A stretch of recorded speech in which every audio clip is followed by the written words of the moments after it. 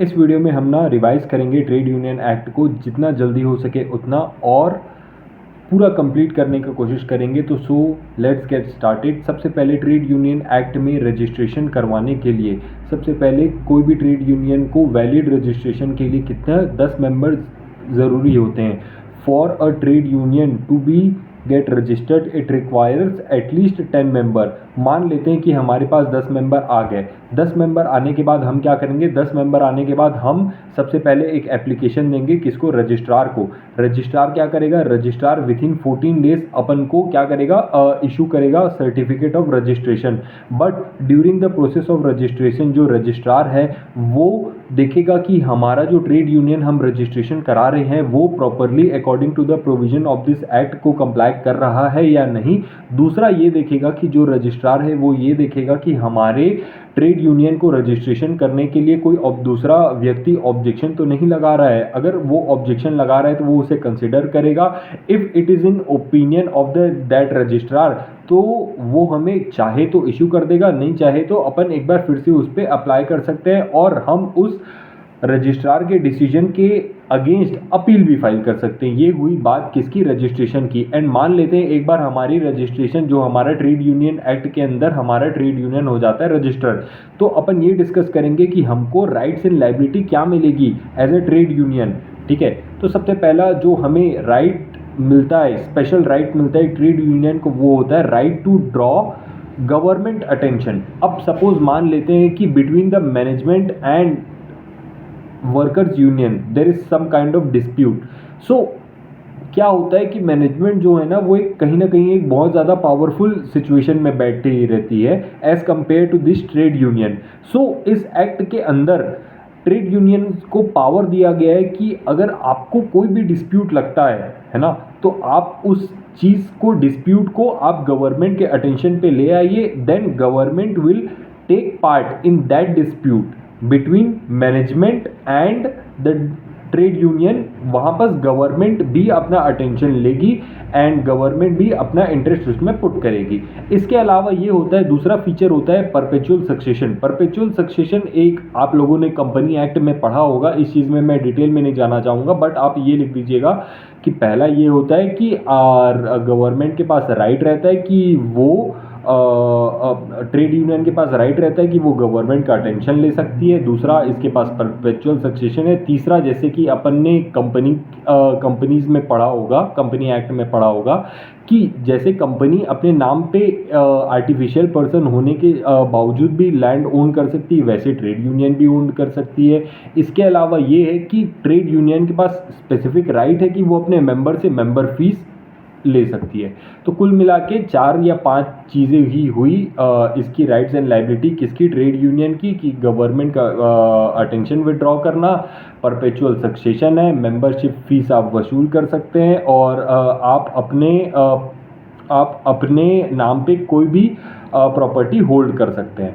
इसके अलावा अब अपन थोड़ा इसकी चीज़ पे आगे बात करते हैं कि ट्रेड यूनियन के पास फंड्स कैसे होते हैं। तो ओवरऑल फंड्स के बारे में बात करते हैं कि जो ट्रेड यूनियन है ना उसके पास सिर्फ 2 प्रकार के फंड होते हैं। एक होता है जनरल फंड, दूसरा होता है पॉलिटिकल फंड। अब जनरल फंड तो नाम से ही समझ में आ रहा है। जनरल फंड का मतलब ये है कि जो डे टू डे एक्टिविटीज़ के लिए ट्रेड यूनियन यूज़ करती है वो होता है जनरल फंड। वो जनरल फंड कहाँ से आता है? वो जो मेंबर जो होते हैं अपने, वो जो मेंबरशिप फीस देते हैं उसका कुछ प्रपोर्शन जनरल फंड में जाता है। पॉलिटिकल फंड क्या होता है? अब ये आता है थोड़ा सा इंटरेस्टिंग। ट्रेड यूनियन के पास एक राइट होता है कि अगर ट्रेड यूनियन कोई भी पॉलिटिकल कैंडिडेट को सपोर्ट कर सकती है। क्या सही सुना ना? पॉलिटिकल कैंडिडेट को सपोर्ट कर सकती है। अगर ट्रेड यूनियन चाहे तो वो किसी भी पॉलिटिकल कैंडिडेट को सपोर्ट कर सकती है। किसी भी मतलब जो उनके हक के लिए लड़ रहा होगा। अगर ट्रेड यूनियन का ओपिनियन ये है कि एक्स नाम का पॉलिटिकल कैंडिडेट उनके मुद्दे उठा रहा है या फिर उनके फेवर में कोई भी पॉलिटिकल एक्शन ले रहा है, तो ट्रेड यूनियन जो है वो उस पर्टिकुलर पॉलिटिकल कैंडिडेट को सपोर्ट भी कर सकती है। अगर मान लेते हैं कि मैं एक ट्रेड यूनियन का मेंबर हूं, ठीक है, और मेरी ट्रेड यूनियन जो है वो एक्स नाम के पॉलिटिकल कैंडिडेट को सपोर्ट कर रही है, but I don't like that political candidate, तो मैं क्या कर सकता हूं? मैं उस कंट्रीब्यूशन से, मैं उस कंट्रीब्यूशन से अपने आप को विड्रॉ कर सकता हूं, ये बोल के कि मुझे वो पॉलिटिकल कैंडिडेट पसंद ही नहीं है ना। तो इससे मैं क्या हो जाऊंगा, इससे मैं हो जाऊंगा अपनी लाइबिलिटी जो एक पे होती है ना, मेरी पे भी एक लाइबिलिटी है कि मुझे मेंबर को मुझे अपने ट्रेड यूनियन को पे करना है, तो मैं उस लाइबिलिटी से एब्सटेन हो जाऊंगा। अब अपन बात करते हैं कि रजिस्ट्रार जो है, रजिस्ट्रार के पास ये पावर है। अब जब रजिस्ट्रार के पास रजिस्ट्रेशन देने की पावर है, तो रजिस्ट्रार के पास ये पावर भी होगी कि रजिस्ट्रार किसी भी वक्त क्या कर सकता है, कैंसिल कर सकता है रजिस्ट्रेशन। अगर रजिस्ट्रार को लगता है कि जो ट्रेड यूनियन है, ट्रेड यूनियन कोई भी प्रोविजन को वायलेट कर रहा है ट्रेड यूनियन एक्ट का, तो वो ट्रेड यूनियन एक्ट के अंदर ही उसे रजिस्ट्रार को पावर दिया गया है कि आप किसी भी ट्रेड यूनियन का रजिस्ट्रेशन कैंसिल कर सकते हैं। अगर ट्रेड यूनियन का रजिस्ट्रेशन नहीं कैंसिल करता है तो उसके पास अल्टरनेटिव ये है कि वो किसी भी मेंबर या किसी भी फाउंडिंग मेंबर या ऑफिसर के ऊपर क्या लगा सकता है, फाइन लगा सकता है या फिर इम्प्रिजमेंट लगा सकता है। और ये जो फाइन और इम्प्रिजमेंट होगा ना, वो कितना का होगा, 6 मंथ का इम्प्रिजमेंट लगा सकता है। फाइन जो होगा वो एकदम नॉमिनल फाइन यानी 500 का नॉमिनल फाइन भी लगा सकता है।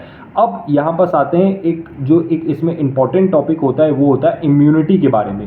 इम्यूनिटी का मतलब क्या होता है? इम्यूनिटी का मतलब ये होता है कि आपको किसी चीज़ से प्रोटेक्शन मिल रही है कि आप उस चीज़ में पड़ो ही ना, है ना। तो ट्रेड यूनियन के पास कुल मिला के 3 प्रकार की इम्यूनिटी होती है। पहली जो इम्यूनिटी होती है ना ट्रेड यूनियंस के पास, वो होती है immunity from the criminal conspiracy. दूसरी जो इम्यूनिटी होती है ट्रेड यूनियंस के पास ये होती है फ्रॉम सिविल सूट। तीसरा जो इम्यूनिटी होता है वो होता है फ्रॉम सीजर ऑफ प्रॉपर्टी और लैंड और asset, any kind of asset. अब इसे ध्यान से समझते हैं, क्यों दिया गया है ट्रेड यूनियन को ये इम्यूनिटी। अब इसको एग्जाम्पल के थ्रू समझा रहा हूँ। मान लेते हैं मैं हूँ ट्रेड यूनियन में एक वर्कर की पोजीशन पे मैं एक्ट कर रहा हूँ। तो क्या होता है, कई बार बहुत सारे वर्कर जो हैं इस पावर का मिसयूज़ करके ट्रेड यूनियन के मेंबर्स के ऊपर ही क्रिमिनल कंस्पिरेसी कर देते हैं केस। इससे क्या होता है, इससे टाइम एंड रिसोर्सेज वेस्ट होते हैं और बहुत ज़्यादा तौर पे ये जो कंप्लेन केसेस रहते हैं वो लेजिटिमेट भी नहीं होते हैं। तो इसलिए गवर्नमेंट ने इस एक्ट के अंदर जो ट्रेड यूनियन के मेंबर है उनको इम्यूनिटी दी गई है from the civil suits, criminal suits.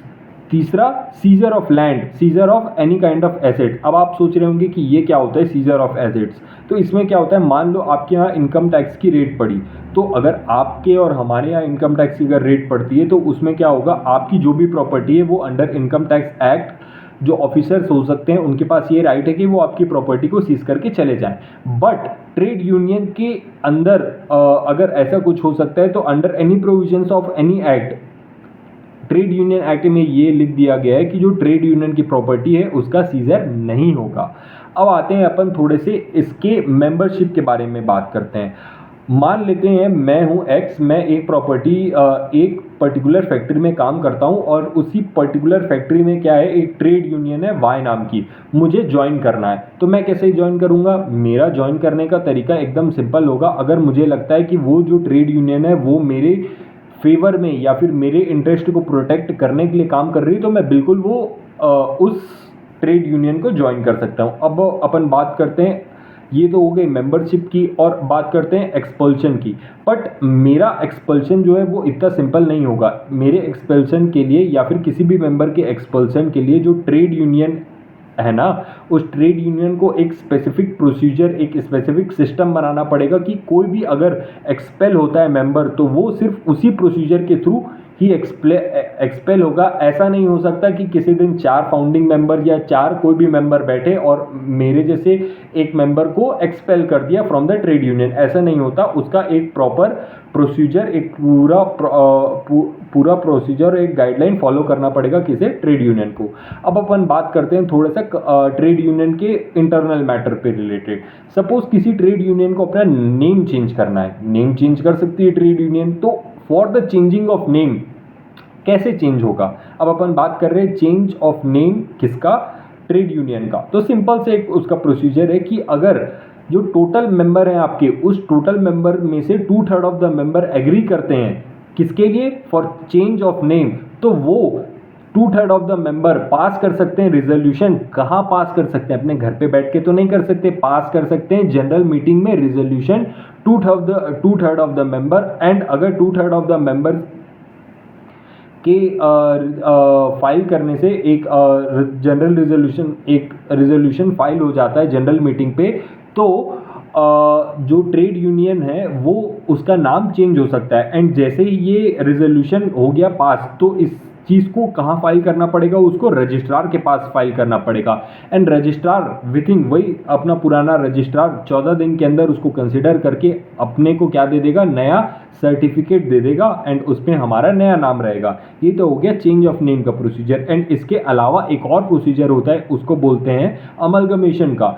Suppose मान लेते हैं दो ट्रेड यूनियन है एक्स एंड वाई, एंड दोनों पर्टिकुलरली काइंड ऑफ एक ही काम करते हैं, तो वो सोचते हैं कि यार चलो दोनों का अमलगमेशन हो सकता है। तो वो क्या करेंगे? फॉर अमलगमेशन सेम प्रोसीजर जैसा अपना चेंज इन नेम का होता था कि 2/3 ऑफ द मेंबर का एक रिजोल्यूशन का ज़रूरत रहेगा हमको, 2/3 ऑफ द मेंबर का रिजोल्यूशन का ज़रूरत रहेगा। कहाँ पास करेंगे? जनरल मीटिंग में पास करेंगे। जनरल मीटिंग में पास करने के बाद वो 14 दिन के अंदर रजिस्ट्रार के पास भेज देंगे। रजिस्ट्रार विथिन 14 डेज कंसिडर करने के बाद हमको एक नया सर्टिफिकेट ऑफ कमेंसमेंट दे देगा। जैसे ही हमको रजिस्ट्रार से सर्टिफिकेट ऑफ कमेंसमेंट मिला, इसके बाद वो जो एक नया सर्टिफिकेट ऑफ कमेंसमेंट होगा ना, उसमें कुछ एक्स्ट्रा डिटेल्स होंगी जो कि चेंज इन नेम में नहीं थी या फिर किसी और चीज़ में नहीं होंगी। वो जो अमलगमेशन का जो अपने पास नया सर्टिफिकेट आएगा ना, उस पर चेंजेस ये रहेगा कि इसमें इस बार क्या लिखे रहेगा? नया प्लेस ऑफ ऑपरेशन क्या होगा, है ना, अमलगमेशन की डेट होगी, है ना, और नया ट्रेड यूनियन का नाम होगा। जब वो suppose X and Y amalgamate कर रहे हैं तो उनको एक नया नेम रखना पड़ेगा। तो ओवरऑल ये थी part 1 of trade union act की एक revision summary. I hope you guys like it, and अगर अच्छा लगा तो मैं पार्ट 2 बनाऊंगा, एंड अगर अच्छा नहीं भी लगा तो भी लाइक करिए। Thank you.